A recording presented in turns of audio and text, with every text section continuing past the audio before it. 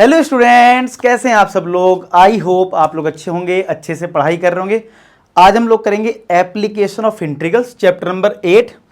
और ये chapter number जो 8 है वो हम पूरा कंप्लीट कर लेंगे। मतलब 8.1 एक्सरसाइज है, उसमें 4 क्वेश्चन है और फिर है मिसलेनियस, उसमें 5 क्वेश्चन है। तो ये एक ही लेक्चर में सारा कंप्लीट कर लेंगे। मतलब आज आपका ये पूरा चैप्टर कंप्लीट, ठीक है। तो बच्चे रिक्वेस्ट भी कर सकते, जल्दी से चैप्टर नंबर 8 करवा दो भैया, आज तुम्हारा कंप्लीट हो गया, ठीक है। तो अब देखो इसके लिए क्या हमें आना चाहिए। देखो हमें एक बेसिक इंटीग्रेशन आना चाहिए। ये मत सोचना कि इंटीग्रेशन बड़े बड़े बहुत खतरनाक टाइप के इंटीग्रेशन तुम्हें आने और चाहिए तब तुम ये चैप्टर कर पाओगे, नहीं। बहुत बेसिक सा एक फॉर्मूला यूज होता है, बाकी सब इतने सिंपल फॉर्मूला यूज होते हैं जिससे पूरा चैप्टर हो जाता है। पहले मैं बात कर लेता हूं इसमें इंटीग्रेशन के कौन से फॉर्मूले यूज होंगे, ठीक है। एक जो बहुत थोड़ा सा टफ फॉर्मूला होता है जो आप ऑलरेडी यूज करते हो किस एक्सरसाइज में, 7th एक्सरसाइज में, वो फॉर्मूला यूज होगा। कौन सा, कि इंटीग्रेशन करना है square root of a square minus x square का। बस ये वाला फॉर्मूला बस है आपके लिए जो भी चैलेंजिंग है, अदरवाइज सारे फॉर्मूले आसान। और वो भी ये फॉर्मूले कोई नए नहीं है, इंटीग्रेशन के हैं। मैं इसलिए बता रहा हूं कि आप ये मत सोचना कि इंटीग्रेशन के इतने सारे फॉर्मूले के सब पता होना चाहिए, कोई जरूरत नहीं पड़ेगी। इस फॉर्मूले से हमारा काम चल जाएगा। क्या है formula, x/2 square root of a square minus x square plus का a square by 2 sine inverse x upon a. याद है ये वाला फॉर्मूला। तो आपको ये फॉर्मूला यूज करना है, ठीक है। और इनडेफिनेट है तो प्लस का सी, और डेफिनेट है तो सी नहीं लेना है। और कौन सा बेसिक फॉर्मूला यूज हो सकता है, एक्स की पावर n का यूज हो सकता है, जो कि एक्स की पावर n+1 अपॉन n+1 होता है। बस मोस्टली क्वेश्चंस में ये दो फॉर्मूले से काम हो जाता है। कभी कभार साइन का या कॉस का यूज हो सकता है बस, और कोई ज्यादा फॉर्मूला टफ वाले फॉर्मूले इस चैप्टर में यूज नहीं होते। तो एक बात तो ये हो गई कि भैया इंटीग्रेशन क्या बड़े बड़े टफ आने चाहिए, कोई जरूरत नहीं है। इन दो फॉर्मूले से मोस्टली क्वेश्चन हो जाते हैं। और कोई होगा भी तो साइन आ गया तो साइन का इंटीग्रेशन क्या होता है, माइनस कॉस, बस इतना ही लेवल का आता है और इससे लेवल से ज्यादा इंटीग्रेशन नहीं होता है। अब ये तो बात होगी चलो फॉर्मूले कौन से यूज होंगे। अब बात आती है कि सर एप्लीकेशन ऑफ इंटीग्रल्स का मीनिंग क्या हो रहा है। देखो एप्लीकेशन ऑफ इंटीग्रल्स यानी कि जो हमने इंटीग्रल सीखा है उसको हम कहाँ यूज करेंगे।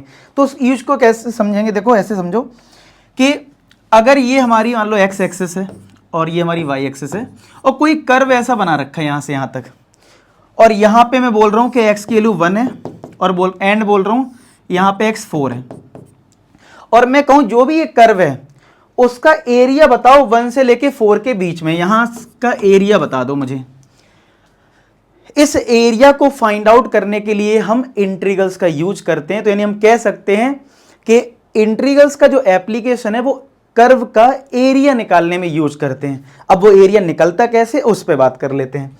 एरिया निकालने के लिए हम लोग एक छोटी सी स्ट्रिप ले लेते हैं। ये हमने एक स्ट्रिप ले ली, ठीक है।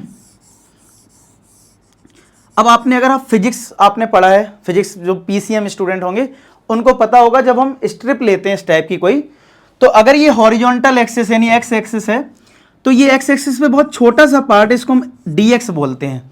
या आप अगर नहीं भी आपने कॉमर्स स्टूडेंट हो या कुछ भी हो तो आप अगर आपको नहीं पता है ये सब चीज़ तो कोई बात नहीं, मैं पूरा एक्सप्लेन कर रहा हूँ कि आप एक स्ट्रिप लेते हो। स्ट्रिप का मतलब है एक वर्टिकल लाइन, उसकी कुछ विड्थ होगी, ठीक है वो। तो ये dx, ठीक है, ये हमारा dx हो गया। क्यों dx हम कब लिखते हैं, जब हम किसी भी लेंथ का बहुत छोटा सा पार्ट लेते हैं। dx ये वर्टिकल लाइन है तो ये y हो गया, ठीक है। तो अगर मैं आपसे बोलूं एरिया ऑफ स्ट्रिप, क्या बोलूं, एरिया ऑफ स्ट्रिप, तो वो क्या हो जाएगा। क्या ये एक रेक्टेंगल जैसा नहीं लग रहा कि एक लेंथ है और ये इसकी विड्थ है, तो क्या वो y dx हो जाएगा, क्या वो y dx हो जाएगा, बताओ क्लियर है। अच्छा अब मुझे तो ये पूरा एरिया चाहिए यहां से लेके यहां तक, तो यानी मुझे ऐसी बहुत सारी स्ट्रिप लेनी पड़ेंगी। तो जो टोटल एरिया होगा बाउंडेड पार्ट का, total area of bounded reason,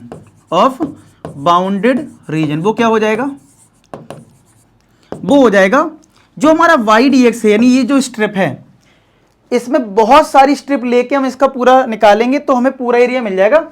यानी हमें बहुत सारी स्ट्रिप का सम करना पड़ेगा, बहुत सारी ऐसी स्ट्रिप लेके, लेकिन हम लेंगे नहीं, हम एक ही से काम चलाते हैं। तो उस सम को हम जो एस है उसको हम इंटीग्रल साइन से रिप्रेजेंट कर देते हैं, जो एस है, यानी हम जो स्ट्रिप का एरिया है, ऐसी बहुत सारी स्ट्रिप का अगर हम सम कर दें तो वो बन जाएगा एरिया। अब एरिया तो इधर भी हो सकता है उधर भी हो सकता है, तो आपको बताना पड़ेगा कहां से कहां तक। मान लो ये लोअर लिमिट ए है और ये अपर लिमिट बी है इसकी, तो ए से लेके बी तक, ठीक है। अब ये बात, एक बात आपको ध्यान रखनी है, अगर यहां dx है तो ये x की लिमिट है, ठीक है। अगर मान लो अगर आप स्ट्रिप को चेंज भी कर सकते हो, ये वर्टिकल स्ट्रिप है, कोई हॉरिजॉन्टल स्ट्रिप लेने लगे मान लो, समझ रहे हो, जैसे फॉर एग्जांपल मान लो हमारा कर्व ऐसा है, जैसे हमारी ये x एक्सिस और ये y एक्सिस है, ठीक है। और आपका जो कर्व है वो हमारा सपोज कर्व जैसे मैंने ये लिया और वो हमारा कर्व कुछ ऐसा है, ऐसा है कर्व, ठीक है। यहां हमारा,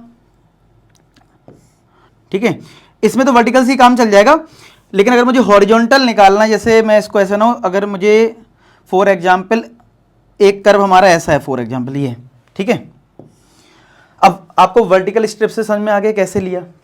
अब कोई बंदा चाहता नहीं हम एक हॉरिजॉन्टल स्ट्रिप लेके कर लें, अच्छा इस क्वेश्चन को भी आप वर्टिकल स्ट्रिप से ले सकते हो, कोई दिक्कत नहीं है, आप चाहे हॉरिजॉन्टल लो चाहे वर्टिकल लो, उससे कोई फर्क नहीं पड़ता है, ठीक है। लेकिन मेरा काम है समझाना कि दोनों मेथड पता होना चाहिए। अब आपने अगर हॉरिजॉन्टल स्ट्रिप ली ये, ठीक है, तो आप बताओ ये y एक्सिस पे बहुत छोटा सा पार्ट है, तो क्या इसको dy बोलोगे, dy बोलोगे। ये हॉरिजॉन्टल लेंथ में है तो इसको हम x बोलेंगे। तो ये एक रेक्टेंगल है, रेक्टेंगल का एरिया क्या हो जाएगा, x dy हो जाएगा कि नहीं हो जाएगा। आप कहोगे हाँ सर हो जाएगा x dy। अच्छा अब अगर मैं बता दूं, अब आपको लिमिट लगानी है, dy है ना, आपको पूरा एरिया निकालना, मान लो ये पूरा एरिया चाहिए, ये पूरा।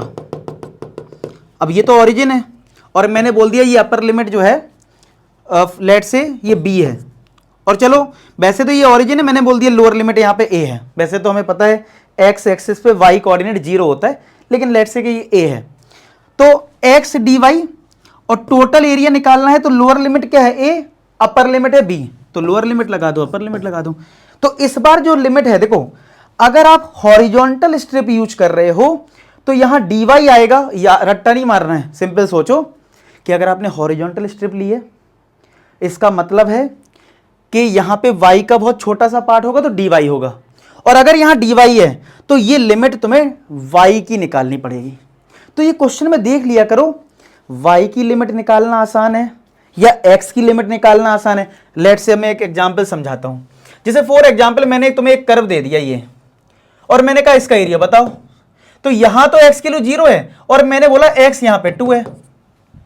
अब तुमसे मैं बोलूं कि चलो तुम बताओ इसमें तुम हॉरिजॉन्टल स्ट्रिप लोगे या वर्टिकल लोगे, तुम कहोगे सर वर्टिकल में तो मुझे पता ही नहीं है कहां से कहां तक है, इस मतलब मुझे y लेंथ तो पता ही नहीं है, मुझे x में पता है, तो इसका मतलब मुझे वर्टिकल स्ट्रिप लेनी चाहिए। क्यों, वर्टिकल स्ट्रिप लूंगा तो यहां dx आएगा ना, ऐसे याद रखो, अगर x पता है कहां से कहां तक है तो dx लेना चाहिए। क्यों, dx होगा तो मतलब ये x की लिमिट होगी, ये dx है ना तो ये x की लिमिट होगी।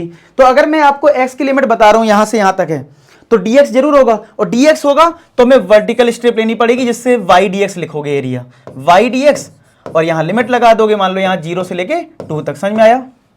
या फिर मैं तुम्हें बोलूं कि भाई एक ऐसा कर्व है, इसका एरिया बताओ, यहां तुम्हारा y 0 है यहां पे और यहां y 4 है, x के बारे में नहीं पता है, तो तुम्हें जब पता नहीं है x के बारे में यानी कि y का पता है, तो y का मतलब dy जरूर होना चाहिए। तो आप हॉरिजॉन्टल स्ट्रिप लोगे तभी तो यहां dy आएगा और यहां x आएगा, तो x dy हो जाएगा और लिमिट लगा दोगे 0 से लेके 4, क्योंकि ये dy है ना तो ये y की लिमिट होगी। कितना आसान है इस बात को समझना कि हमें हॉरिजॉन्टल स्ट्रिप यूज करनी है वर्टिकल स्ट्रिप यूज करनी है। आप वैसे किसी भी क्वेश्चन में कोई भी कर सकते हो, लेकिन आसान किससे पड़ेगा, जो तुम्हें पता हो, x पता है तो dx आना चाहिए, y पता है तो dy होना चाहिए। तो आपको फाइनली कंक्लूजन ये है कि आपको एक स्ट्रिप लेनी है हॉरिजॉन्टल या वर्टिकल, उसके अकॉर्डिंग स्ट्रिप का एरिया, फिर टोटल एरिया, टोटल एरिया में हम लिमिट लगा देंगे कहां से कहां तक है वो, ठीक है। अब आपको और कुछ सीखना है क्या, ये नोट कर लेना जो मैंने बताया था साइड, वैसे में हुआ था तो उस टाइम नोट कर लो सारा। अब आपको 3 चीजें तीन चार चीजें और समझनी है कि लाइन की इक्वेशन किस फॉर्मेट में होती है, क्योंकि पेपर में ऐसे लिख के आगे मान लो दिस कर्व, अब कर्व में पैराबोला है, इलिप्स है, क्या है, तो वो आपको पता होना चाहिए ना, कैसे पहचानोगे आप। तो एक तो लाइन के बारे में पहचानना आना चाहिए, लाइन कैसे होता है। एक आपको पैराबोला के बारे में पता होना चाहिए, एक आपको सर्किल के बारे में पता होना चाहिए, और एक आपको इलिप्स के बारे में पता होना चाहिए। ठीक है, कि इलिप्स कैसे बनता है।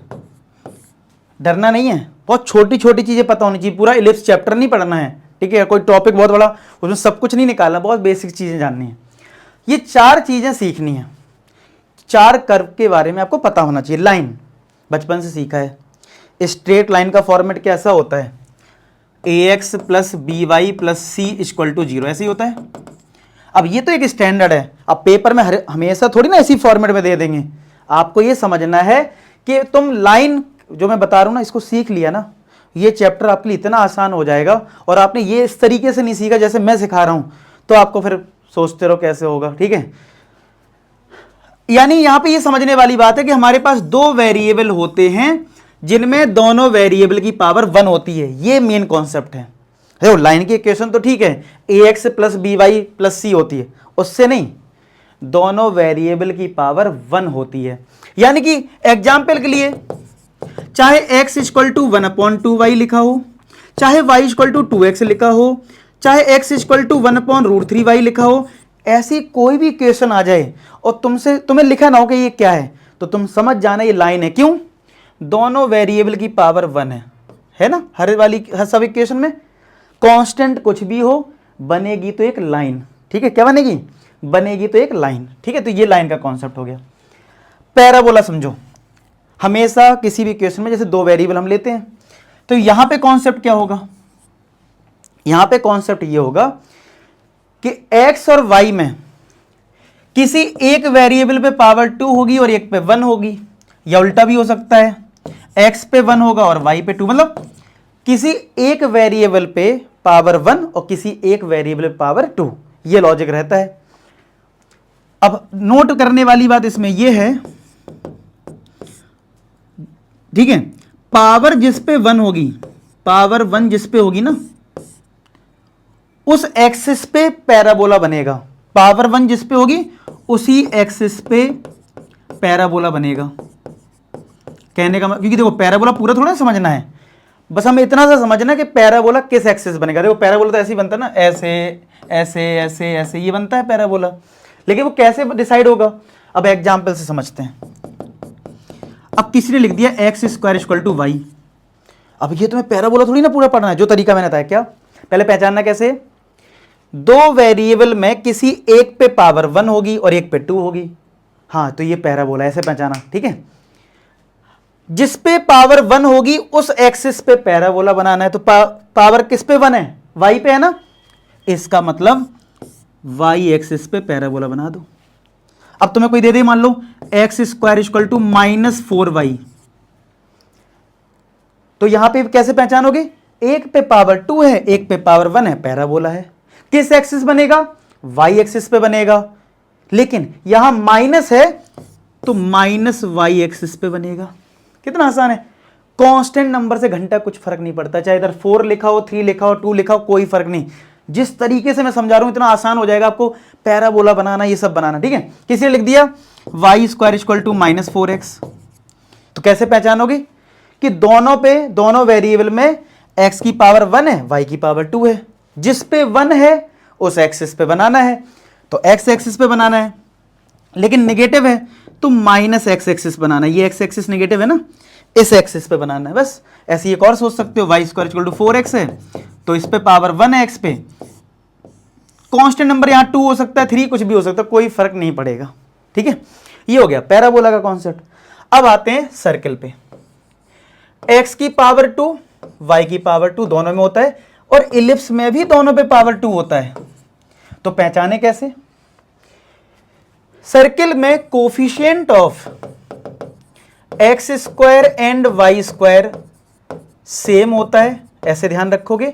इसमें coefficient of x² and y² different होते हैं। ठीक है, सेम इसमें डिफरेंस ऐसे। अब जैसे तुमसे कोई बोले 2x² प्लस 3y², बताओ ये सर्किल है या इलिप्स है? तो आप देखोगे इनके कोफिशिएंट डिफरेंट है या सेम है? डिफरेंट है। देखो 2 है इधर 3 है, इलिप्स है। अगर मैं लिखूं 4x² plus 4y² equal to 1, circle है या इलिप्स है? 4 है, सेम है, सर्किल है। सीख गए? यानी दोनों में पावर 2 होती है तो सर्किल बनता है, इलिप्स। कोफिशिएंट चेक कर लो। अब आते हैं कि जनरल फॉर्मेट क्या है सर्किल का। तो सर्किल का जनरल फॉर्मेट है x² plus y² equal to r², जिसमें r रेडियस है और अगर x² प्लस y² है तो इसका जो सेंटर है वो 0,0 है और इसकी रेडियस r है। ठीक है, ये फॉर्मेट है। लेकिन अगर मान लो सेंटर 0,0 नहीं है, यानी इस ऑरिजिन नहीं है, h, k है और रेडियस r है, उस केस में सर्किल की इक्वेशन होगी x माइनस एच का whole square plus y minus k का whole square equal to r²। यानी कि अगर आपको फॉर एग्जाम्पल अगर आपसे कोई कहे कि एक सर्किल की इक्वेशन है x माइनस 2 का होल स्क्वायर y माइनस 3 का होल स्क्वायर इक्वल टू 4 का स्क्वायर, तो आप इस वाली इक्वेशन से कंपेयर करोगे। तो इससे जब कंपेयर करोगे तो h कितना आएगा? h2 आ जाएगा।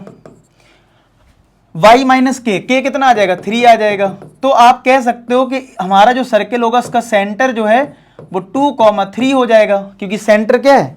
h, k, और रेडियस कितनी होगी? r का स्क्वायर है तो r 4 हो जाएगा।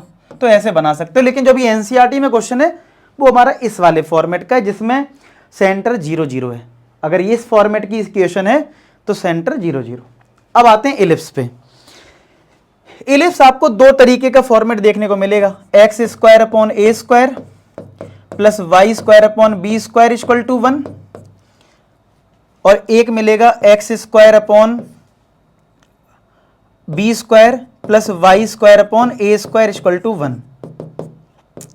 अंतर क्या है? दोनों ही इलिप्स में मेरे लिए a बड़ा है b से। मैं एक जनरल कंडीशन ले रहा हूं, a बड़ा है। इसमें x के नीचे a लिखा है और a b से बड़ा है, यानी a बड़ा नंबर है, तो मेरा इलिप्स कुछ ऐसे बनेगा। ठीक है, और इसमें देखो इस वाले में a अगर बड़ा है, a दोनों में बड़ा है, तो y के नीचे a है तो ये y एक्सिस पे बनेगा। बस इतना बस सेफ बनाना आना चाहिए। अच्छा, अब ये बता देता हूं, अगर ये x के नीचे a² है तो ये वाला पॉइंट होता है a,0, ये वाला पॉइंट होता है -a,0। इसमें क्या रटना है? सब लॉजिक से। अगर y के नीचे b है तो ये पॉइंट 0,b हो जाता है और ये पॉइंट 0,-b हो जाता है। बस हो गया। अब इसमें देख लो, x के नीचे b है तो पक्का ये वाला पॉइंट हो गया b,0, ये -b,0। यहां पे x के नीचे y के नीचे a है तो ये हो गया 0,a, ये हो गया 0,-a। समझ में आया? बस इस तरीके से पॉइंट प्लॉट करना आना चाहिए। अब मैं आपको इलिप्स का थोड़ा एक एग्जाम्पल लेके समझा देता हूं ना। एक एग्जाम्पल ले लेते हैं। जैसे एग्जाम्पल के लिए मैंने दे दिया x² upon 16 plus y² upon 4 equal to 1। अब आपको रट्टा नहीं मारना है, ये सब भूल जाओ थ्योरी, सिंपल ध्यान रखो। x के नीचे बड़ा नंबर है, कैसे बनाना है पेपर में, यानी x एक्सिस पे मेजर एक्सिस लेनी इस तरीके से।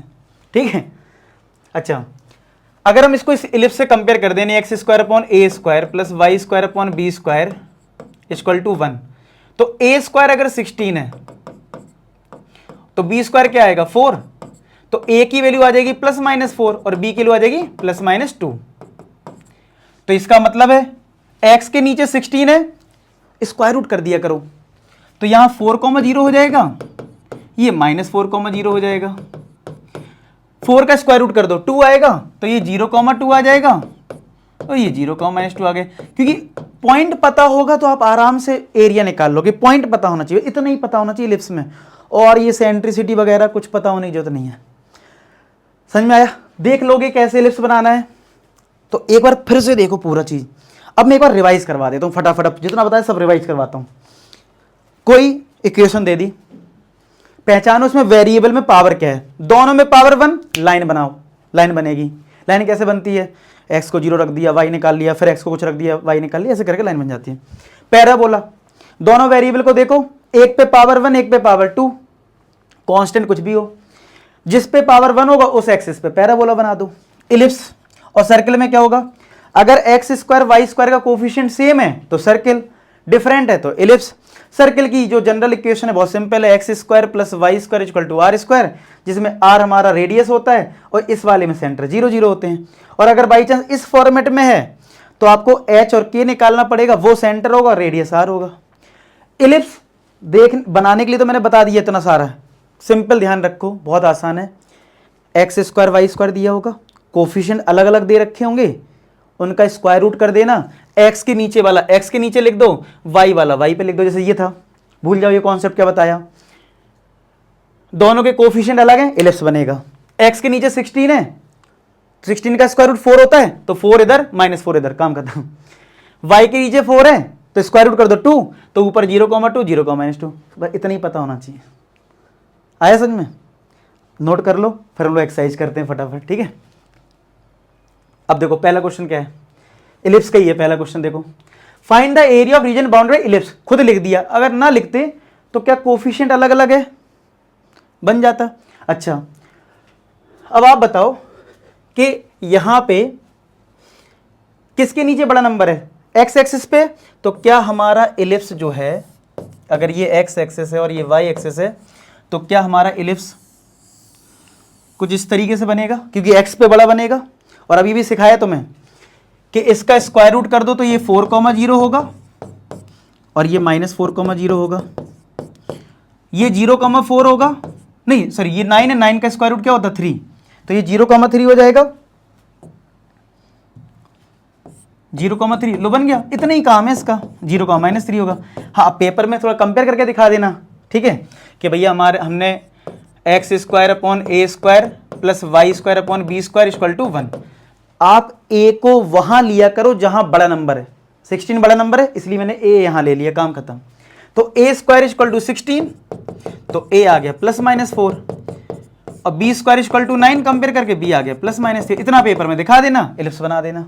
अब एरिया पूछा है, अब कुछ चीजें हमें बेसिक 11 से पता है कि भैया इलिप्स है तो इस क्वाड्रेंट में, इस क्वाड्रेंट में, इस क्वाड्रेंट में, इस क्वाड्रेंट में, सब में एरिया सेम होगा।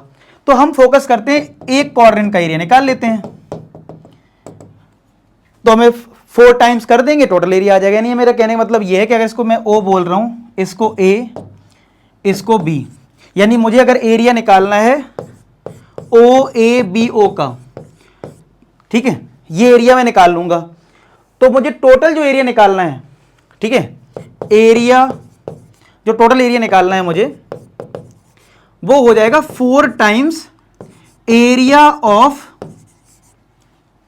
या area O A B O, इसका 4 टाइम्स कर दूंगा। अब एरिया कैसे निकलेगा, अब इस एरिया की बात करते हैं, क्योंकि हम ओ ए बी ने ओ निकाल लेंगे, उसका 4 टाइम्स कर देंगे, तो इसका एरिया ऐसे आ जाएगा। अगर मैं एक वर्टिकल स्ट्रिप ले लूं, आप हॉरिजॉन्टल भी ले सकते हो इस क्वेश्चन में, वर्टिकल क्यों, आपको एक्स की भी लिमिट पता है 0 से लेके 4 है, और वाई की लिमिट भी पता है 0 से 3 है, तो आप किसी से भी कर सकते हो। तो ये वाला क्वेश्चन मैं वर्टिकल स्ट्रिप से कर देता हूं, और इसका जो नेक्स्ट है वो भी इलिप्स का ही है, उसको मैं वाई से कर दूंगा, तो आपको कॉन्सेप्ट क्लियर हो जाएगा। तो अच्छा, मैंने अगर ये स्ट्रिप लिया तो ये dx होगा, क्योंकि ये एक्स एक्सिस पे और ये y, तो आप पेपर में पहले एरिया ऑफ स्ट्रिप लिख देना, तो वो तो हो जाएगा y dx।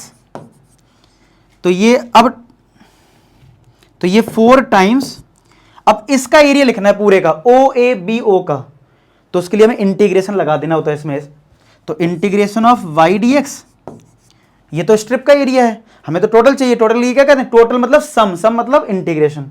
अब लिमिट लगा दो, ये dx है ना, तो 0 से लेके a तक कितना है, 0 से 4 है, तो इसका मतलब ये 0 हो गया और इधर 4 हो गया।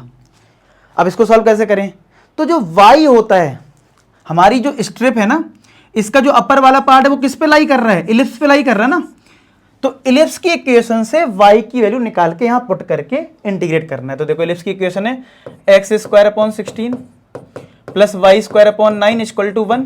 चलो y निकालो यहां से, कितना आएगा, y square upon 9 equal to 1 minus x square upon 16 अगर एलसीएम ले लिया तो 16 minus x square y square upon 9, तो वाई स्क्वायर क्या आ गया, 9 इधर भेज दो तो 9 अपॉन 16 और ब्रैकेट में 16 माइनस एक्स स्क्वायर। अब हमें तो y चाहिए तो स्क्वायर रूट कर दो, तो y इक्वल टू 9/16 का स्क्वायर रूट 3/4 और ये आ जाएगा स्क्वायर रूट में, तो square root of 16 minus x square, ये आ गई y की वैल्यू। और ये सब फेयर वर्क है, सब फेयर वर्क है, कुछ भी रफ वर्क नहीं है। तो इस y की वैल्यू को यहां सब्स्टिट्यूट कर देते हो और इंटीग्रेट कर दो, आंसर बस होगा तुम्हारा एप्लीकेशन ऑफ इंटीग्रल। ठीक है, चलो करते हैं पुट। तो यहां पे हम y की वैल्यू पुट करते हैं। तो देखो 4 टाइम्स तो करना ही है, 0 से 4 है, इंडेफिनिट इंटीग्रेशन है, और हमारा y की वैल्यू क्या है 3/4 square root of 16 minus x square, और ये तो y हो गया dx। ठीक है, 3/4 एक कांस्टेंट टर्म में बाहर कर दो तो 4 के साथ 3/4 आ जाएगा। अब आपको इंटीग्रेशन करना है 0 से 4, इस 16 को हम 4 स्क्वायर माइनस एक्स स्क्वायर लिख देंगे dx। तो जो शुरुआत की थी मैंने कि एक फॉर्मूला लगेगा, ये 4 से 4 कट गया, एक फॉर्मूला लगेगा कौन सा, square root of a square minus x square, तो क्या वो बन गया, लगा दो फॉर्मूला, ये 3 है, ब्रैकेट लगाओ proper, x upon 2, formula recall करो, लिख रखा होगा आपने, square root of 4 square minus x square plus a square upon 2 sine inverse x upon a, यही तो था formula, upper limit 4 lower limit 0, इतना नोट कर लीजिए। अब पुट करते हैं। अब होता क्या है, अगर आप पुट करोगे लंबी लंबी कैलकुलेशन करने की जरूरत नहीं है, देना कुछ चीजें माइंड में कर सकते हो। जब आप अपर लिमिट 4 रखोगे तो हमें पता है यहां 4 रखने पे 4 का स्क्वायर माइनस का यहां प्लस का, तो ये टर्म 0 हो जाएगी, तो लिखने की कोई जरूरत नहीं, सीधा 0 लिख दो। ठीक है, इसमें सॉल्व कर लेते हैं। 4 square by 2 sine inverse x की वैल्यू 4 रख दो, 4/4, तो ये तो हो गया अपर लिमिट का, बीच में आता है माइनस। अब x को 0 रखो, तो अगर आप x को 0 रखोगे तो ये तो 0 हो जाएगा लोअर लिमिट में, और इधर 0 रखोगे तो साइन इनवर्स भी तो 0 होता है, तो ये इसको 0 कर देगा, ये तो पूरा 0 ही हो गया। तो पूरा लिखने की जरूरत नहीं होती है, आप डायरेक्ट उनकी वैल्यूज लिख सकते हो। अब इसको सॉल्व कर लो बस, 3, ये पूरा 0, इधर भी 0, ये सॉल्व करना है। 4 का स्क्वायर 16, 16/2 8, और साइन इनवर्स 1 आ गया, तो 24 इंटू 8 3 जा 24, साइन इनवर्स 1 होता है π/2, 2 से कटेगा तो क्या 12 स्क्वायर यूनिट्स आ जाएगा, आ जाएगा कि नहीं आ जाएगा, 12 स्क्वायर यूनिट्स। तो भाई इसका यही आ रहा होगा 12 स्क्वायर यूनिट्स, 12 पाई आ रहा, हाँ सॉरी 12 और ये पाई तो है ना, तो 12 पाई स्क्वायर यूनिट्स। क्लियर, तो इस तरीके से हमने क्वेश्चन कर लिया, नोट कर लो इसको, दोबारा देख लो, खुद ही क्लियर हो जाएगा। अब सेकंड क्वेश्चन से और क्लियरिटी आ जाएगी, सेकंड भी इलिप्स बेस्ड है। अब देखो यहाँ पे y के नीचे बड़ा नंबर लिखा है, यहाँ किसके नीचे लिखा नंबर, यहाँ पे y के नीचे बड़ा नंबर लिखा है। तो अगर y के नीचे बड़ा नंबर है तो इसको हम कंपेयर किससे करेंगे, इक्वेशन तो आप पहली, ग्राफ तो पहली बना लो, कैसे बताया था मैंने, अगर y के नीचे बड़ा नंबर है तो ऐसा बनेगा इलिप्स। अब देखो x के नीचे जो नंबर इसका स्क्वायर रूट करो तो कितना आएगा, 4 का स्क्वायर रूट 2, तो पक्का यहाँ 2,0 होगा। मतलब इतना सिंपल तरीका मैंने बता दिया, और तुम्हें सिंपल लगा है तो कम फीडबैक के लिए कमेंट में बताना कि कैसा लग रहा है आपको, इजी लग रहा है कि नहीं लग रहा है जिस तरीके से मैंने सिखाया। -2,0 हो गया, ये 9 है तो 9 का स्क्वायर रूट कितना होता है 3, तो ये 0,3 हो जाएगा, और ये 0,-3 क्योंकि y एक्सिस पे है ना।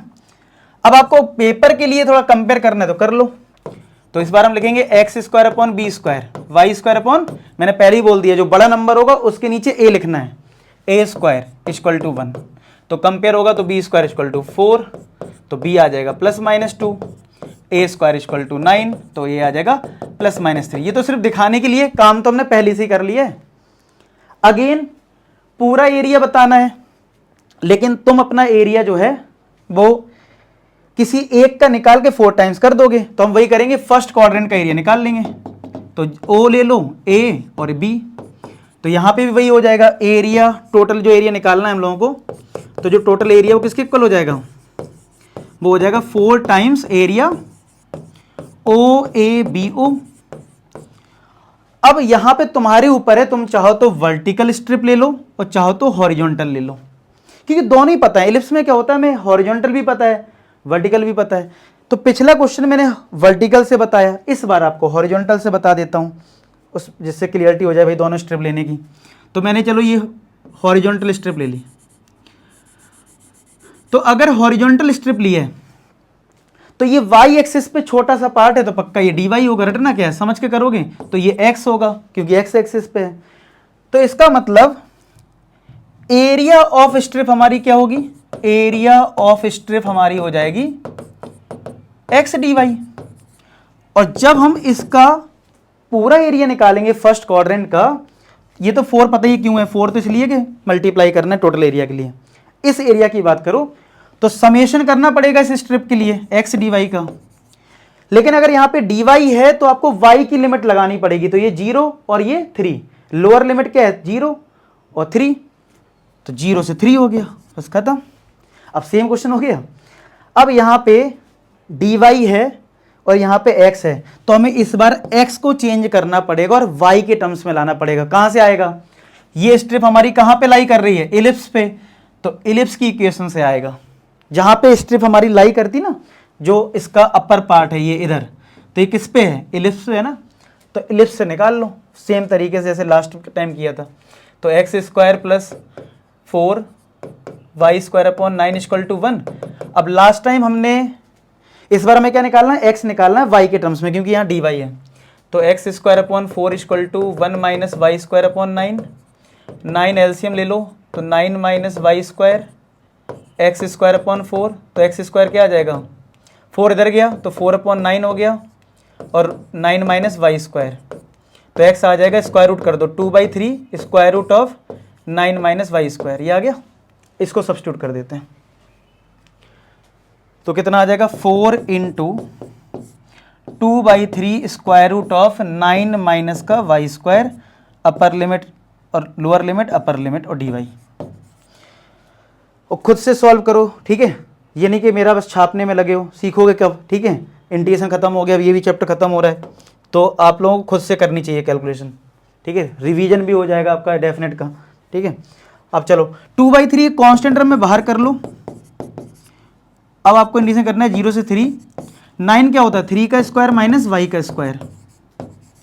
अब इसमें लगा दो फॉर्मूला, अरे इतना ऊपर चला गया, ऐसे मत जाओ, लेके जाओ एक साथ ठीक है। चलो तो ये हो गया 8/3 ब्रैकेट। अब वही ए स्क्वायर माइनस एक्स स्क्वायर वाला फॉर्मूला क्या है, एक्स अपॉन 2, यहाँ पे वाई है तो वाई अपॉन 2 आएगा, रूट में जैसा होता है वैसे ही रहता है, प्लस का ए स्क्वायर यानी 3 square by 2 sine inverse x upon a यानी y upon 3, upper limit lower limit. Again जिस तरीके से मैंने सिखाया वैसे ही करना है। तो 8/3 ब्रैकेट, अपर लिमिट 3 जब पुट करोगे तो 3 स्क्वायर, ये 3 रखोगे तो 0 आएगा, तो ये 0 लिख लो, 3 स्क्वायर बाई 2 साइन इनवर्स 3/3, ये आ गया अपर लिमिट में, बीच में माइनस। लोअर लिमिट में क्या होगा, जब 0 रखोगे तो ये पूरा 0 कर देगा क्योंकि वाई के लिए 0, और साइन इनवर्स 0 भी 0 होता है, तो ये लोअर लिमिट तो दोनों ही टर्म 0 ही आएंगे, ठीक है। बस इसको सॉल्व करना है। 8/3 ब्रैकेट 9/2 साइन इनवर्स 1, 3 3 जा 9, 2 4 जा 8, 4 3 जा 12, और साइन इनवर्स 1 कितना होता है π/2, तो क्या आंसर 6 पाई आ जाएगा। हो गया solve, 6 pi square units. Clear. तो इस तरीके से हमने ये भी कर लिया। अब इस जिसके बाद जो क्वेश्चन है ना, इससे कम कैलकुलेशन के हैं, ज्यादा कैलकुलेशन नहीं है, ठीक है। देखते हैं थर्ड क्वेश्चन। देखो थर्ड में हमारे पास area lying the first quadrant and bounded by circle. अब देखो सर्किल खुद बोल दिया, सर्किल अगर ना लिखा होता तो सोचते x square plus y square equal to 4 है, तो मैंने आपको सर्किल की जनरल इक्वेशन क्या लिखवाई थी, x square plus y square equal to r square. तो रेडियस की बात करूं तो आर स्क्वायर अगर 4 है तो रेडियस कितनी आएगी, स्क्वायर रूट करने पे 2 आएगी। और इस वाले सर्किल का अगर आपने नोट करा जो मैंने पहला पेज बताया था, अगर x square plus y square है तो इसका सेंटर क्या होगा 0,0 लिख रखा है कि नहीं लिख रखा है। तो देखो, तो अगर ये वाई एक्सेस है और ये एक्स एक्सेस है, तो अगर मैं एक सर्किल बना लूं जिसका सेंटर है 0,0 और रेडियस कितनी है 2। अगर रेडियस इसकी 2 है, इसका मतलब ये वाला पॉइंट जो है वो 2,0 होगा। अब आपको देखो कौन सा एरिया बताना है, area lying in first quadrant, यानी इससे ज्यादा तो आपको बताना नहीं है। Bounded by circle and line x equal to 0। अच्छा, x इक्वल टू 0 लाइन कौन सी होती है पता है? मैं येलो कलर से बना रहा हूं। x इक्वल टू 0 कहां होता है? y एक्सिस पे, यानी जो y एक्सिस है ना, तो ये जो येलो कलर से लाइन बनाई मैंने, तो ये लाइन तुम्हारी x इक्वल टू 0 को रिप्रेजेंट करेगी। और x इक्वल टू 2 ये भी एक लाइन होती है, आपने 9th और 10th सब जगह पढ़ते हो। अगर x की वैल्यू 2 है तो जहां पे भी x 2 है उस पॉइंट से y की जो पैरेलल लाइन बनाओगे तो ये जो लाइन कहलाएगी वो x इक्वल टू 2 कहलाएगी।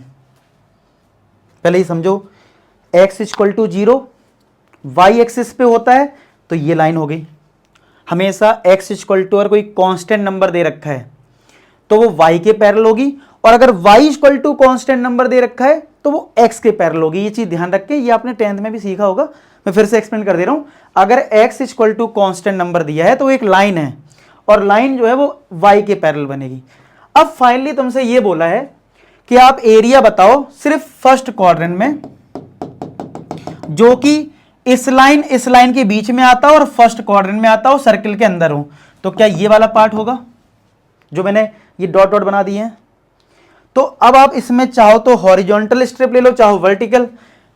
तो मुझे पता है x की लिमिट मुझे साफ साफ दिख रही 2 है, तो मैं वर्टिकल अगर स्ट्रिप ले लूं, मैंने ये वर्टिकल स्ट्रिप ले ली, तो ये मेरा dx है क्योंकि x एक्सिस पे छोटा सा पार्ट है, और ये मेरा y है। तो एरिया ऑफ स्ट्रिप जो है वो तो यहाँ पे y dx है, लेकिन अगर मैं एरिया निकालूं, जो निकालना है मुझे टोटल एरिया फर्स्ट क्वाड्रेंट का, तो वो हो जाएगा समेशन ऑफ y dx, और x की वैल्यू कहां से कहां तक है? 0 से लेके 2 तक है। और हमारी जो स्ट्रिप है अपर वाला पार्ट है वो सर्किल पे लाई कर रहा है, तो यहां से y की वैल्यू निकाल लो। कितनी आएगी y की वैल्यू? y आ जाएगा 4 माइनस एक्स स्क्वायर, और फिर स्क्वायर रूट कर दो, तो ये आ गया 0 से 2 square root of 4 minus x square. तो क्या इसमें भी फॉर्मूला बन गया? इसको सॉल्व कर दो, यही आंसर हो जाएगा। तो इसको सॉल्व कर लेते हैं, पहले इतना नोट कर लो, ठीक है।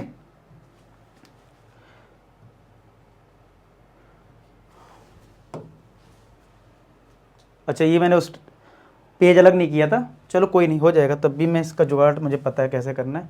पहले मैं इसको लूँगा पूरे पेज पे, ठीक है, जिससे पुराना वाला हाइड हो जाए ठीक है। चलो अब मैं इसको करूँगा छोटा, हो गया। चलो अब देखो इधर तक हम लोग आ गए, अब आप लोग मैं कहूँगा खुद करो। अब देखो ये क्या हो जाएगा, 0 से 2, इसको लिख देंगे 2 square minus x square dx। लगा दो फॉर्मूला, क्या होता है formula? x upon 2 square root of 2 square minus x square plus a square by 2 sine inverse x upon 2, upper limit 2 lower limit 0। अब तो तुम्हें रट भी गया होगा इसमें प्रोसेस क्या है सॉल्व करने की, ठीक है। चलो कर देता हूँ।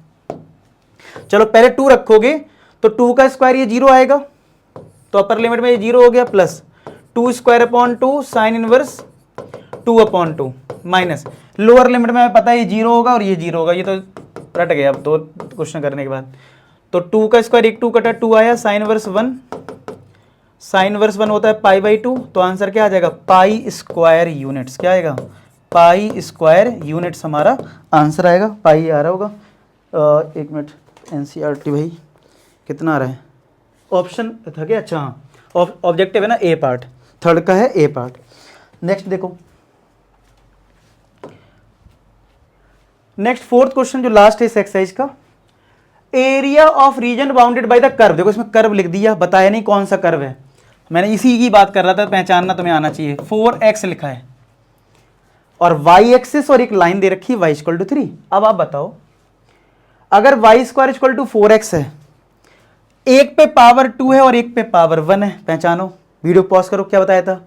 जिस पे पावर 1 है और एक पे पावर 2 है तो पैराबोला बनेगा, और जिस पे पावर 1 होगी उस एक्सिस पे बनेगा। तो ये पॉजिटिव नंबर है, तो यानी ऐसा पैराबोला बना दिया। आसान लग रहा है कि नहीं लग रहा है? कितना इजी हो गया। डरना नहीं है, अरे सर हमें तो कॉनिक सेक्शन नहीं आता है। अरे बिना कॉनिक सेक्शन के तुमको सिखा देंगे, ठीक है। तो ये आ गया, पैराबोला बन गया। अच्छा, अब किस किस के बीच में एरिया बताना है ये बता देते हैं। Area region bounded by the curve, यानी ये वाला कर्व हो गया y square equal to 4x and the y axis. चलो y एक्सिस को हम येलो कलर से बना देते हैं। तो y एक्सिस को हमने और येलो कलर से थोड़ा बता दिया, भैया ये वाली लाइन लेनी है हमें, ठीक है। y एक्सिस हो गई है, और कौन सी लेनी है? And line y equal to 3। अब y इक्वल टू 3 का मतलब है, मैंने बताया था अभी इससे पहले क्वेश्चन में भी, अगर x equal to constant number है तो y के पैरेलल, और y इक्वल टू 3 है तो x के पैरेलल। तो जहां पे भी 3 हो, मान लो यहां पे 3 है y, तो x एक्सिस के पैरेलल तुम जो लाइन बनाओगे यही कहलाएगी y इक्वल टू 3। आई बात समझ में? अब आप बताओ, y एक्सिस लाइन और इस कर्व के बीच में बाउंडेड एरिया, बाउंडेड मतलब घिरा हुआ एरिया चारों तरफ से, तो क्या हमारा ये वाला एरिया होगा जो हमें निकालना है, ठीक है। अब बात आएगी सर स्ट्रिप कौन सी लें, हॉरिजॉन्टल या वर्टिकल। आप बताओ, इसमें क्या तुम्हें ये पता है कि एक्स एक्सिस पे कितना है?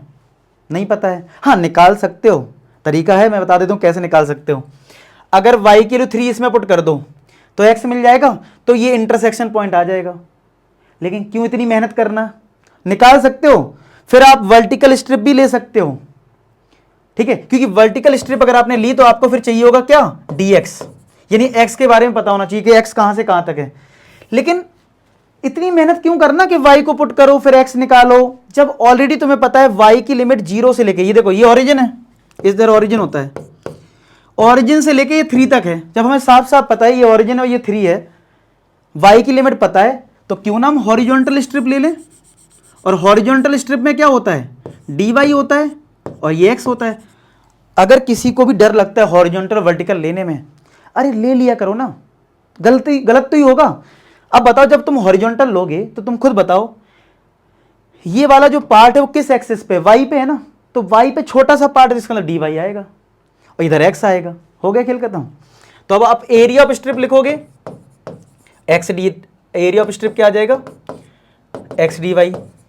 लेकिन जब टोटल एरिया बाउंडेड निकालोगे, टोटल बाउंडेड एरिया निकालोगे, टोटल बाउंडेड एरिया, तो वो क्या आ जाएगा, वो आएगा एक्स डी वाई का इंटीग्रेशन, और डी वाई है तो वाई की लिमिट 0 से लेके 3, इसको बस सॉल्व करना है। अब लेकिन अगर यहाँ पे डी वाई है तो ये फंक्शन जो एक्स है वो भी किसके फॉर्मेट में होना चाहिए, वाई में। तो यहाँ से एक्स किलो निकाल लो, तो एक्स कितना आएगा यहाँ से, वाई स्क्वायर अपॉन 4। चलो यहाँ पुट करो, इंटीग्रेट कर दो, तो वाई स्क्वायर अपॉन 4, 0 से 3 डी वाई। 4 एक कॉन्स्टेंट टर्म में बाहर कर दो, यानी 1/4 बाहर चला गया, तो वाई स्क्वायर का इंटीग्रेशन करना है 0 से 3, तो 1/4 वाई क्यूब अपॉन 3 हो जाएगा, अपर लिमिट 3 लोअर लिमिट 0, तो 1/4 अपर लिमिट 3 पुट कर दो, 3 का क्यूब अपॉन 3 लोअर लिमिट रखोगे तो 0, तो एक 3 कट जाएगा, 3 का स्क्वायर बचेगा 9/4, तो कितना आ जाएगा 9/4। तो क्या ऑप्शन बी है, 9/4 आ रहा होगा, हाँ यही आ रहा है। खत्म हो गया क्वेश्चन, क्लियर हुआ, समझ में आया। बस ऐसे ही करना है क्वेश्चन, ठीक है। अब आते हैं मिसलेनियस एक्सरसाइज पे, कॉन्सेप्ट सब वही होगा तो इसमें कुछ नया तो सीखना नहीं होगा। अब देखो, फाइंड द एरिया और अंडर द कर्व, तो पहला पार्ट है इसमें y equal to x square. बताओ, कुछ लिखा नहीं है, पैराबोला सर्कल है, क्या है आप खुद बताओ। y की पावर कितनी है 1 और x की पावर कितनी है 2, क्या बनेगा, बताओ बताओ बताओ। पैराबोला, एक पे 1 है एक पे 2 है, किस एक्सिस बनेगा, जिस पे पावर 1 है, यानी y पे 1 है ना, तो भैया y एक्सिस पे बनेगा, ठीक है, बना दिया y एक्सिस पे। अच्छा, अब कुछ लाइन हमें दे रखी हैं, एक लाइन है x इक्वल टू 1, तो x इक्वल टू 1 लाइन कैसी होगी, जहां पे भी x 1 होगा y के पैरेलल एक लाइन ड्रॉ कर दो, ये लाइन कहलाएगी x इक्वल टू 1। फिर है x इक्वल टू 2, तो भैया x इक्वल टू 2 लाइन हमारी इसी के आगे हो जाएगी, जहां पे x 2 होगा, जैसे यहां पे मान लो 2 है, y के पैरेलल लाइन बना दो।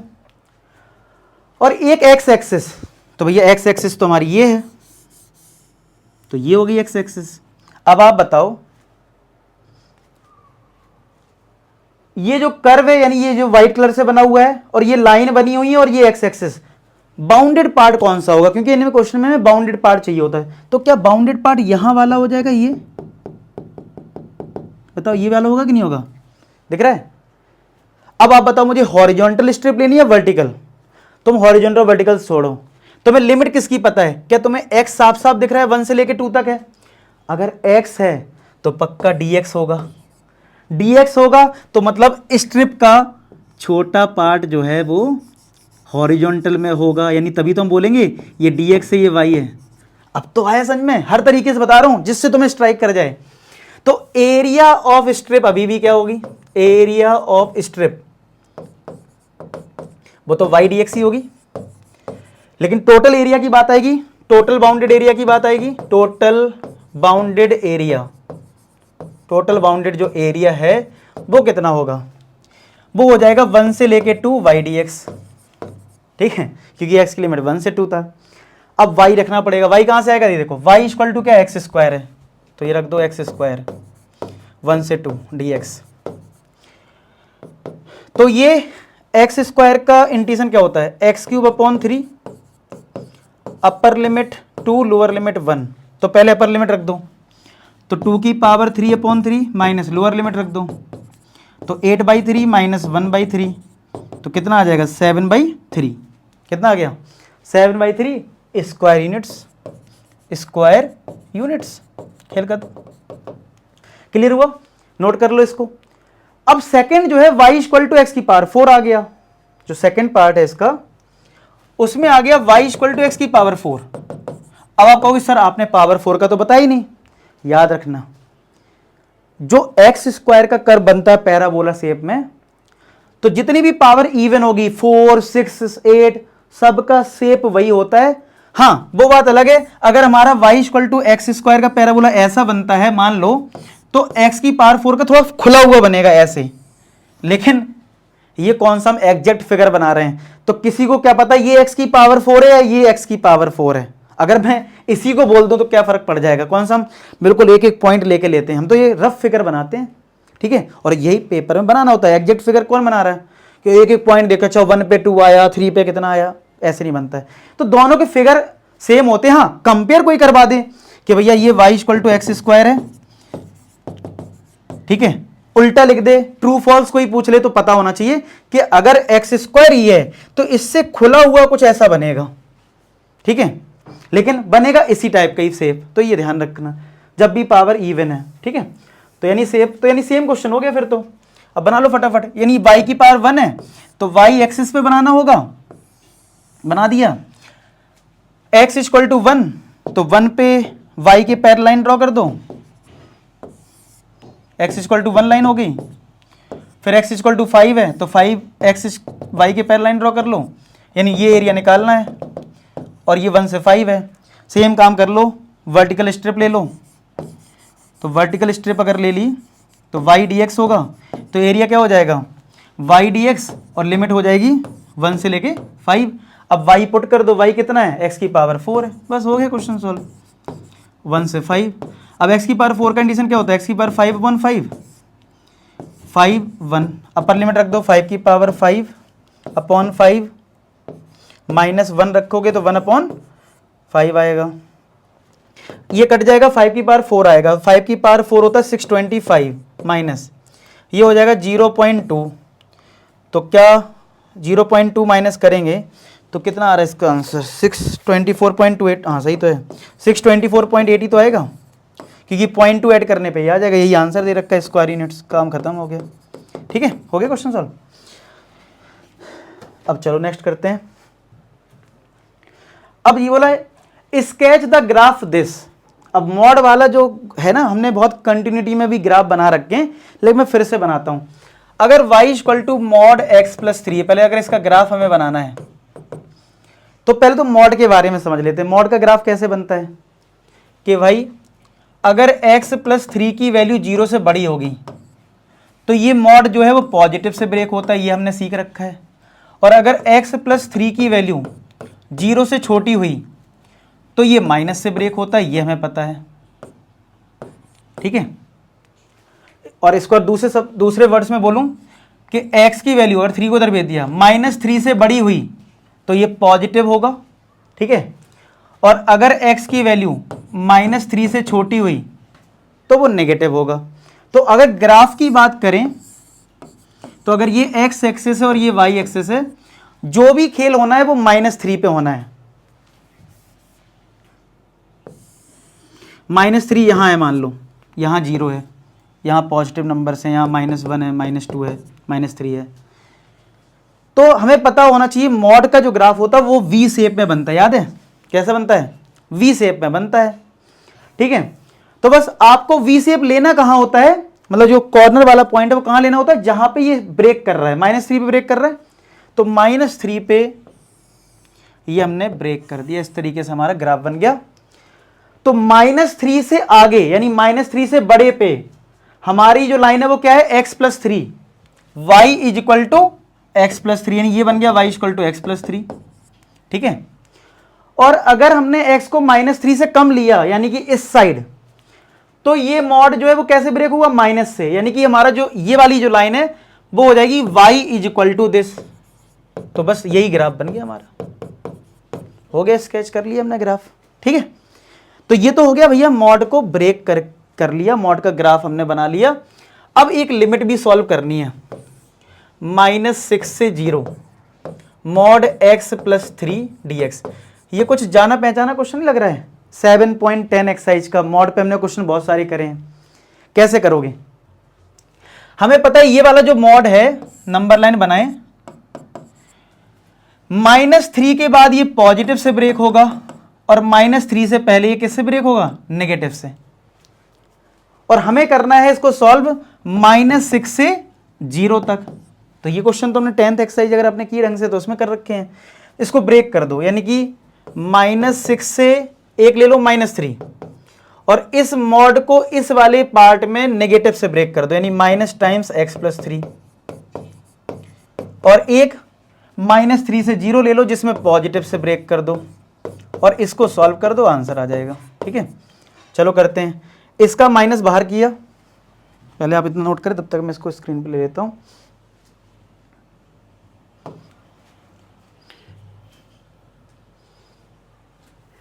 चलो इसको सॉल्व करते हैं। अब देखो माइनस तो आ गया बाहर, और -6 से -3 है, और x कंडीशन होता है x²/2, और 3 का हो जाएगा 3x, अपर लिमिट है -3, लोअर लिमिट है -6, प्लस इसमें भी आएगा x²/2 plus 3x, upper limit 0, lower limit -3। अब इनको सॉल्व करना है हम लोगों को और आंसर निकालना है।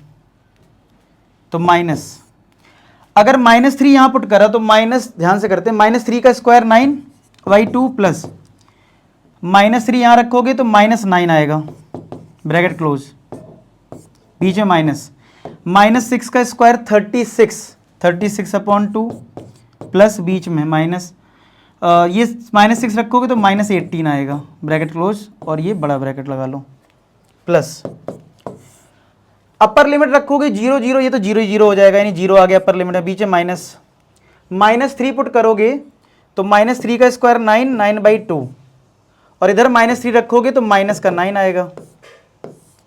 अब ध्यान से कैलकुलेशन करोगे तो ठीक रहेगा। तो माइनस तो बाहर है, 9/2 माइनस का 9, ये इसका आ गया, ठीक है। और ये माइनस इधर मल्टीप्लाई भी कर देते हैं, ये वाला ब्रैकेट, ठीक है। तो माइनस का, अब ये कह लो अपने अकॉर्डिंग करो, मेरे अकॉर्डिंग मत करो, रटो मत, मतलब ये माइनस इधर के तो प्लस का 18 आ गया, और ये देखो माइनस बाहर ही है, ठीक है, प्लस, और ये सब कुछ इधर आपका आ रहा है ब्रैकेट में माइनस का 9/2 और माइनस का 9, ठीक है। अब ये ब्रैकेट भी ओपन करो, माइनस का 9/2, ये कट गया, माइनस माइनस हो गया प्लस का 9, और यहां पे कितना आ गया, माइनस का 9/2, और ये आ गया तुम्हारा माइनस का 9, ठीक है। तो ये भी कट गया। अब ये आ गया माइनस का 18/2, कितना आ गया, ये आ गया माइनस का 18/2, ठीक है। तो ये आ गया माइनस का 9, क्या आ गया, माइनस का 9। अब आप कहोगे सर आंसर तो नेगेटिव आ गया, ये कैसे हो गया, ये कैसे हो गया। तो होता ये है, इसमें प्रॉब्लम क्या होती है, जब कोई भी फंक्शन ब्रेक होता है पॉजिटिव और नेगेटिव में, तो देखो ये तो एक डेफिनेट इंटीग्रेशन है, ये तो कुछ भी दे सकता है, लेकिन क्वेश्चन में जो हमें ग्राफ बनाना था ये वाला, और यहां से यहां तक का एरिया में जैसे ग्राफिकली अगर हम देखें तो हमें इसका एरिया बताना, मान लो यहां पे -6 है और यहां पे हमारा 0 है, तो अगर हम ये लाइन ड्रॉ कर दे तो हमें ये एरिया बताना है बेसिकली, क्योंकि ये हम एरिया वाली एक्सरसाइज कर रहे हैं और हमें पता है एरिया कभी भी नेगेटिव नहीं होता है, ये जैसे नेगेटिव आ गया तो एक तो हम ये लिख सकते हैं area can not be negative और आंसर 9 लिख देंगे। अब तुम्हें मैं एक और बेस्ट तरीका बता रहा हूं, क्या कि भाई अगर तुम्हें पता है क्वेश्चन में, देखो अगर ये सिंपल यही पूछा होता, ठीक है, तो आंसर ऐसे ही छोड़ देते, काम खत्म, क्योंकि डेफिनेट इंटीग्रेशन का तो आंसर कुछ भी आ सकता है, प्लस माइनस जो भी आना है आ जाएगा। लेकिन हम एरिया कर रहे हैं, यहाँ पे जो एरिया है ना वो एरिया निकाल रहे हैं यहाँ पे, मतलब हम इस वाले क्वेश्चन इन्होंने मेंशन नहीं करा है, लेकिन इन्होंने ग्राफ बनाने के लिए इसलिए बोला था कि भैया ये वाला एरिया बता दो, क्योंकि -6 से लेके 0 तक का, तो एरिया कभी नेगेटिव नहीं होता है। तो इसलिए आप ये कर सकते हो, जब आपको लगे कि भाई कुछ एरिया नेगेटिव आ सकता है, क्योंकि ये मॉड है या साइन एक्स वाला फंक्शन होता है, वहां पे नेगेटिव पॉजिटिव होता है, मतलब जो फंक्शन ब्रेक होते हो, मतलब कहने का मतलब ये है, ठीक है। तो आप क्या करो, जैसे जब ये मॉड ब्रेक कर रहे हो ना, तो आप इससे पहले मॉड लगा दो, मतलब कि रिजल्ट अगर नेगेटिव बाई चांस आया तो आप उसको पॉजिटिव कर दोगे, तो मॉड लगा दो यहाँ पे, या चाहो तो लास्ट में आंसर अपना पॉजिटिव लिख दो, मैं मॉड लगा दे रहा हूं सब में, तो मॉड लगा दो सब में, सिंपल। जब आपको लगे कि ऐसा हो रहा है, नेगेटिव आंसर आ गया, कुछ ऐसा हो गया, तो भैया मॉड लगा दो सब जगह, ठीक है। तो मॉड लगाओगे जब, ऐसे आप देख ना, मॉड लगा के भी सॉल्व कर लो, जल्दबाजी में कुछ गलत नहीं होना चाहिए, ठीक है। तो अब यहां से देखो कितना आएगा, देखो ये तो कट गया था, ये तो कटा, तो यहां से तुम्हारा हो जाएगा कितना आएगा, देखो 9/2 है, 9/2 का हाफ करोगे तो ये बनेगा तुम्हारा 9/2 ही आएगा यहां से ना, क्योंकि देखो ये 9/2 है, आप खुद से कैलकुलेशन करें, मैं 12 बोल रहा हूं, तो माइनस का 9/2 आएगा, लेकिन मॉड इसको क्या करेगा, पॉजिटिव, ठीक है। और ये तुम्हारा -9/2 और ये माइनस इसको प्लस करेगा, इधर देखो, इधर देखो, ये माइनस जब इधर जाएगा तो इसको प्लस कर देगा, तो ये 9 - 9/2, ये भी 9/2 आएगा, तो ये प्लस का 9/2, तो हमें इससे सॉल्व करके डायरेक्ट 9² यानी पॉजिटिव ही आंसर मिल जाएगा। तो अगर आपको लगता है कि यार ग्राफ में क्या है कि नेगेटिव पॉजिटिव का कुछ चक्कर है, ग्राफ नेगेटिव से ब्रेक हो रहा है या पॉजिटिव से ब्रेक हो रहा है, तो जहां पे भी नेगेटिव से ब्रेक हो रहा है उस पर मॉड लगा दो, क्योंकि वो आंसर नेगेटिव देगा ना आपको, जैसे यहाँ पे नेगेटिव आ रहा था ना, तो मॉड क्या करेगा, उसको पॉजिटिव कर देगा। तो इस चीज का थोड़ा ध्यान रखें, जब भी अगर लगे कि ग्राफ नेगेटिव से ब्रेक हो रहा है तो मॉड लगा के उसको पॉजिटिव करो, ठीक है। तो इस चीज को थोड़ा सा दोबारा समझ लेना, जो मैंने एक्सप्लेन करा है कि मॉड लगा के भी, और भी हैं क्वेश्चन मॉड इस टाइप के, ठीक है। अब जैसे यही है, आपको बोला area bounded by the curve y = sin x 0 से 2 पाई। अब अगर आपको sin x का ग्राफ पता है, अगर ये x एक्सिस है तो sin x का ग्राफ कुछ ऐसा होता है, 0 इधर पाई होता है, यहां 2 पाई होता है। आप खुद देख पा रहे हो ग्राफ में, अगर मुझसे कोई बोले कि इंटीग्रेशन बताओ 0 से 2 पाई का sin x dx का, भाई यही तो करना है। एरिया बाउंडेड कैसे निकलेगा भाई, एरिया बाउंडेड हमेशा ऐसे निकलता है, आप y dx लिखते हो और लिमिट लगाते हो, तो लिमिट यहां पे 0 से 2 पाई दे रखी है, तो 0 से 2 पाई लिख लिया, और y तुम्हारा sin x है। लेकिन जैसे मॉड फंक्शन ब्रेक होता है पॉजिटिव नेगेटिव में, तो sin x को भी देख लो जरा, आप देख सकते हो 0 से पाई में तो ये पॉजिटिव आएगा, लेकिन पाई से 2 पाई में क्या है, नेगेटिव। अगर तुमने डायरेक्ट सॉल्व कर दिया ना तो आंसर 0 मिलेगा। और क्या एरिया नेगेटिव हो सकता है, क्योंकि इस क्वेश्चन में तो एरिया पूछा है, आपको ये एरिया और ये एरिया बताना है पूरा। क्या एरिया कभी भी नेगेटिव आ सकता है, नहीं आ सकता है। क्या एरिया कभी 0 आ सकता है, हाँ आ सकता है, लेकिन इसमें तो नहीं आएगा, क्योंकि साफ साफ दिख रहा है कि एरिया है मतलब। लेकिन अगर आप इसका इंटीग्रेशन करोगे तो 0 आ जाएगा, अगर डायरेक्ट कर दिया तो, क्योंकि ये पर्टिकुलर फंक्शन 0 से पाई में अलग बिहेव कर रहा है, पाई से 2 पाई में नीचे जा रहा है, नेगेटिव जा रहा है। तो हमें ऐसे क्वेश्चन में मॉड लगा देना, जहां पे हमें लग रहा है, हमें पता चल जाए कि भैया ये नीचे जा रहा है, नेगेटिव आ रहा है, नेगेटिव आएगा ये आंसर। तो आप क्या करो, इसको ब्रेक कर दो, क्या 0 से पाई, दो पार्ट में साफ साफ दिख रहा है, अलग अलग है। 0 से पाई साइन एक्स dx और पाई से 2 पाई साइन एक्स dx। आई बात समझ में? पहले तो ब्रेक कर लो, जहां पे भी ब्रेक हो रहा है कोई फंक्शन, इसका इधर से इधर तक अलग बिहेवियर, इधर अलग बिहेवियर है, यानी जिस फंक्शन का बिहेवियर अलग अलग हो तो ये चीज नोटिस करनी है। चलो अब देखो साइन एक्स का डिफरेंशिएशन क्या होता है, कॉस एक्स, अपर लिमिट लोअर लिमिट। तो अगर हम यहां पे, अच्छा मॉड लगा लो दोनों में, ठीक है, जो होना होगा अपने आप पॉजिटिव दे देगा रिजल्ट, क्योंकि देखो यहां से यहां तक का बिहेवियर सेम है, यहां से यहां तक का बिहेवियर सेम है। तो अगर बाई चांस हमारा इंटीग्रेशन यानी ये definite integration by chance negative अगर आ भी गया तो मॉड उसको क्या कर देगा, पॉजिटिव कर देगा, क्योंकि ये जो डेफिनेट इंटीग्रेशन होता है वो तो एक रिजल्ट देता है, आपको एक आंसर देता है, वो आंसर नेगेटिव पॉजिटिव कुछ भी हो सकता है, ठीक है। अब ऐसे यहां पे कर लो, साइन एक्स का सॉरी इंटीग्रेशन होता है माइनस कॉस एक्स, तो यहां पे भी माइनस कॉस एक्स, अपर लिमिट 2 पाई और लोअर लिमिट पाई, ठीक है। चलो अपर लिमिट लोअर लिमिट पुट करते हैं, और यहां पे भी मॉड, यहां पे और यहां पे भी मॉड लगा लो। तो मॉड पहले अपर लिमिट रखो तो माइनस का कॉस पाई, माइनस बीच में माइनस आता है, फिर 0 रखोगे लेकिन बीच में माइनस पहले से ही है तो प्लस का कॉस 0 हो जाएगा, ठीक है, क्योंकि माइनस है ना, और हम बीच में माइनस लगाते हैं तो ये प्लस कर देगा, और मॉड लगा रखा है जिससे कि एडजस्ट हो जाए प्लस। इसमें देखो पहले तो माइनस का कॉस 2 पाई आएगा, फिर बीच में माइनस आता है लेकिन इसमें माइनस ही है तो प्लस हो जाएगा, फिर कॉस पाई। कॉस पाई के लिए होती है -1 और कॉस 0 होता है 1।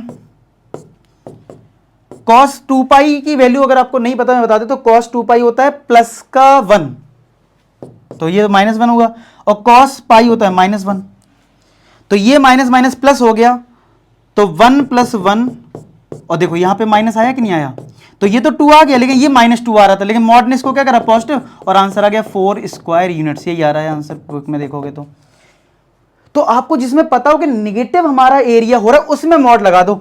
इसमें अगर मॉड नहीं भी लगाओगे तो ये तो आपको पॉजिटिव ही देगा, ग्राफ से पता लग रहा है, ग्राफ से पता लग रहा है कि साइन एक्स फंक्शन जो है 0 से पाई में एक पॉजिटिव रिजल्ट देगा, लेकिन यहां नेगेटिव देगा ना।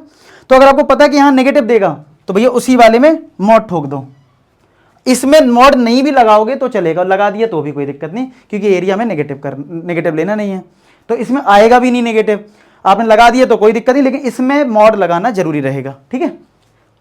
तो ये थोड़े से ट्रिकी क्वेश्चन कह सकते हो, और आपकी प्रैक्टिस बहुत ज़्यादा नहीं, क्वेश्चंस बहुत कम है, कम क्वेश्चन से ज़्यादा सीखना है, तो नो डाउट इसके लिए आपको एक्स्ट्रा प्रैक्टिस, कुछ एक्स्ट्रा क्वेश्चंस मतलब इसमें चाहिए होगा, नो डाउट, मतलब इसमें बहुत कम क्वेश्चंस हैं तो इसमें नीड रहेगी। नेक्स्ट देखो क्या है, area bounded by the curve y = x3। अब देखो यहाँ पे हमने y = x² का ग्राफ तो सीख रखा है, x² का ग्राफ सीख रखा है, लेकिन हमने x³ का नहीं सीख रखा है। तो एक आप चाहो तो स्टैंडर्ड लिख लो, मतलब कि y = जो x³ होता है उसका ग्राफ कैसा होता है, ऐसा होता है, मैं बना देता हूं, ये होता है ऐसा ग्राफ x³ का, और लॉजिक भी है, अगर मान लो कोई ऐसा ग्राफ आ जाए जो कभी तुमने देखा ही नहीं है तो बना तो सकते हो ना।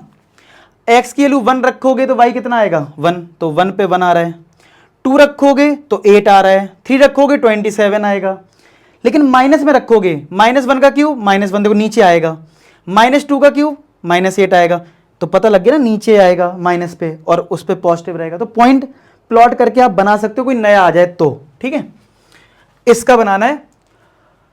और एरिया कहां कहां का निकालना है, इस कर्व का, एक्स एक्सिस का, मैं बना लेता हूं एक्स एक्सिस का, ठीक है, और x = -2 का, -2 कैसा होगा y के पैरेलल, तो x = -2 का, और x = 1 का, जहां पे भी x 1 है इसका x = 1 का, ये इसका एरिया बताना है। अब इसमें भी आप साफ साफ देख पा रहे हो कि ये 0 अगर है तो इधर वाला पार्ट नेगेटिव पार्ट शो कर रहा है, नीचे जा रहा है, और यहां का पार्ट ऊपर जा रहा है, तो यहां मॉड लगाना पड़ेगा, ठीक है। तो आप जब लिखोगे ना इसका एरिया, आपको जो ये एरिया, अभी एरिया कौन सा बताना है, मान लो लिमिट है -2 से लेके, देखो x की लिमिट क्या है, -2 से 1 तक है, x की लिमिट -2 से लेके 1 तक है y dx, ऐसे ही तो है, समझ रहे हो। लेकिन आपको पता है कि -2 से 1 डायरेक्ट आप नहीं ले सकते हो, और y हालांकि x क्यूब रख देंगे इधर।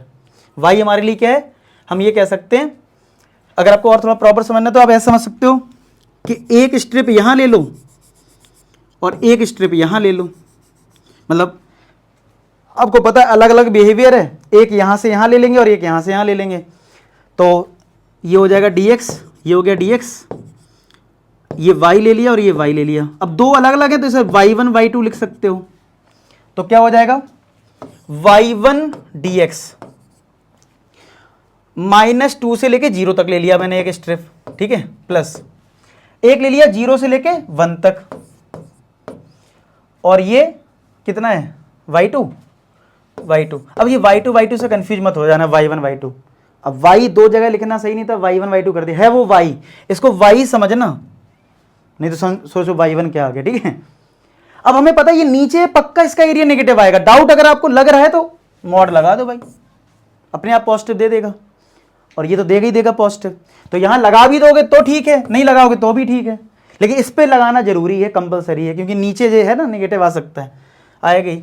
अब चलो y1 यानी y है और y की कितनी x क्यूब है, तो यानी आपको सॉल्व करना है -2 से 0 x क्यूब को dx प्लस यहाँ पे भी y2 x क्यूब ही है। देखो ये हमारा स्ट्रिप जो है वो इस वाले सर्किल पैराबोला तो नहीं है, मतलब ये कर्व है, और कर्व की इक्वेशन है x क्यूब dx, और ये 0 से 1, x की पावर 4/4 आएगा, upper limit 0 lower limit -2, x की पावर 4/4 आएगा, अपर लिमिट 1 लोअर लिमिट 0, और ये मॉड लगाना है इस वाले पे तो कंपलसरी है, तो यहाँ पे मॉड लगाते रहो, इस पे लगाओ नहीं लगाओ कोई फर्क नहीं पड़ेगा, पॉजिटिव ही देगा।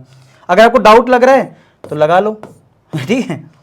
चलो पहले लोअर लिमिट रखा, तो 0 रखोगे तो ये 0 आ जाएगा, बीच में माइनस आएगा, -2 की पावर 4 16 होगा, अपॉन में 4, देखो नेगेटिव आ रहा है ना, आगे समझ में मैं जो समझाने की कोशिश कर रहा हूँ, 1 की पावर 4 1/4 आएगा, लोअर लिमिट 0 रहेगा, तो कितना हो गया, ये -4 आएगा, लेकिन मॉड इसको +4 कर देगा, और प्लस का ये 1/4 है, तो 16 + 1 17/4, यानी डी पार्ट आ जाएगा। तो ये बस इतना ध्यान रख लो कि मॉड कब लगाना है, जब आपको ग्राफ अगर पता है तो ग्राफ के अकॉर्डिंग निगेटिव अगर आपको दिख रहा है तो उसमें मॉड लगा दो, ठीक है, जिससे वो रिजल्ट पॉजिटिव आ जाए। अब लास्ट क्वेश्चन है, ये लिखा है y = x mod x, और फिर बोला है कि area bounded by the curve this x axis and ordinates x = -1 से 1। अच्छा, मॉड x के बारे में हमें बेसिक पता है क्या, कि अगर मॉड x में अंदर वाला जो x है वो 0 से अगर बड़ा हुआ तो ये मॉड कैसे ब्रेक होगा, दो तरीके से ब्रेक होगा। अगर x की वैल्यू 0 से बड़ी हुई तो ये पॉजिटिव से ब्रेक होगा, यानी x × x बनेगा, यानी x² आएगा, और अगर x की वैल्यू आपने 0 से छोटी ले ली तो ये -x से ब्रेक होगा, यानी कि माइनस का x² आएगा, ठीक है। अब ग्राफ बनाते हैं इसका भी, ये x एक्सिस है, y एक्सिस है, x की वैल्यू अगर 0 से बड़ी है तो x² है, ठीक है, तो यानी आपने अगर x को 1 रखा तो 1 का स्क्वायर 1, 2 रखा 2 का स्क्वायर 4, यानी एक पैराबोला टाइप बनेगा ना, यानी इसके राइट साइड में, यानी एक पैराबोला टाइप बन जाएगा, ठीक है। लेकिन जब आप x की वैल्यू <0 रखोगे, जैसे -1, जैसे मान लो मैंने -1 रखा, तो माइनस तो बाहर है और -1 मैंने पुट भी करा, तो -1 का स्क्वायर तो +1 है, लेकिन -1 क्योंकि माइनस है ना, इसका मतलब -1 पे -1 मिलेगा। अगर आपने x को -2 रखा तो -2 का स्क्वायर तो +4, लेकिन बाहर माइनस है, तो -2 पे -4 मिलेगा। इसका मतलब जैसा इसका बिहेवियर इधर चल रहा है, इस वाले का बिहेवियर कुछ ऐसा चलेगा, इस टाइप का कुछ शेप बनेगा इसका, समझ रहे हो। और अब हमें, और ये पॉइंट थोड़ा दूर ले लेता हूँ -1 वाला, क्योंकि ऑलरेडी क्वेश्चन में सिर्फ बहुत क्लोजेस्ट वैल्यू बोल रही है, -1 +1, जिससे कि ग्राफ आपको क्लियर देखें। तो मैं बोल दे रहा हूँ कि मेरा जो -1 है वो यहाँ है, ठीक है, और +1 मान लो यहाँ है।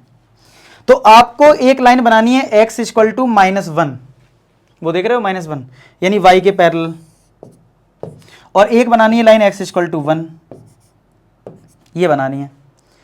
एक तुम्हारा ये है स्ट्रिप, एक ये हो जाएगी, और एक स्ट्रिप इसमें भी ऐसी ये वाली हो जाएगी, समझ रहे हो। अब इस कंडीशन कैसे निकलेगा, देखो यहाँ 0 है, पिछले, अरे ये क्या हुआ, ठीक है, अरे अच्छा ज़्यादा हो गया साइज,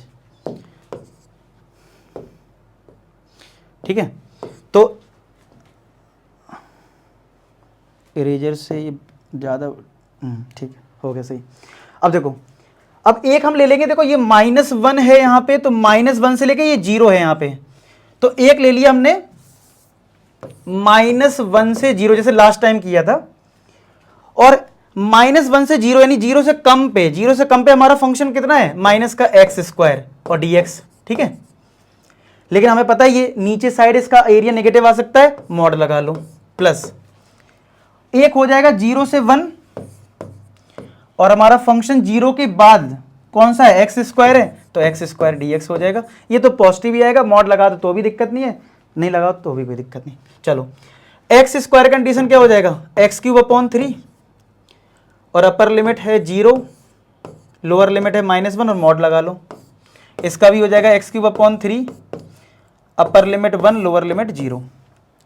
तो जब लोअर लिमिट रखो, अपर लिमिट रखोगे तब तो 0 आएगा, बीच में माइनस, लोअर लिमिट रखोगे -1, तो -1 का क्यूब होगा -1, और ये माइनस प्लस कर देगा, यानी 1/3 आ जाएगा माइनस का, देखो आ गया माइनस का, लेकिन हम मॉड लगा लेंगे ये वाला, और यहाँ पे अपर लिमिट रखोगे तो 1 का क्यूब 1, 1/3 0 हो जाएगा, तो ये मॉड इसको पॉजिटिव कर देगा, 1/3 + 1/3, तो आंसर क्या आ गया, 2/3, तो आंसर आ गया 2/3। होगी एक्सरसाइज कंप्लीट। बस आपको ये समझना है कि अगर आपको ग्राफ आपने बनाया है, कोई फंक्शन ब्रेक हो रहा है प्लस माइनस में या कुछ, तो आपको ये पता होना चाहिए कि ग्राफ कैसा है और कहां पे आंसर नेगेटिव आ सकता है। अगर नेगेटिव आ रहा है तो उस पर मॉड लगा दीजिए, क्या लगा दीजिए, मॉड लगा दीजिए, ऑटोमेटिक वो बैलेंस कर लेगा और प्लस कर देगा, और एरिया क्योंकि ऐड होता है ना कि सब्सट्रैक्ट होता है, इसलिए यहाँ पे मॉड लगाना जरूरी होता है। लेकिन मैं एक चीज आपसे बोलूंगा कि इस चैप्टर की कॉन्सेप्ट बिल्डिंग के लिए आपको और क्वेश्चंस की प्रैक्टिस की नीड चाहिए होगी, वो तो चलो हमें फर्दर प्रैक्टिस सेशन वो सब अलग चीज़ है, लेकिन हाँ एनसीईआरटी लेवल की बात करूं तो वो मैंने पूरा कवर कर दिया। उम्मीद करता हूं आपको समझ में भी आया हो। कमेंट सेक्शन में अपना फीडबैक जरूर बता देना। मिलते हैं नेक्स्ट वीडियो में, तब तक अपना ख्याल रखना, पढ़ाई करते रहना। लास्ट में एक ही बात बोलूंगा कि आप सभी सफल हो। धन्यवाद।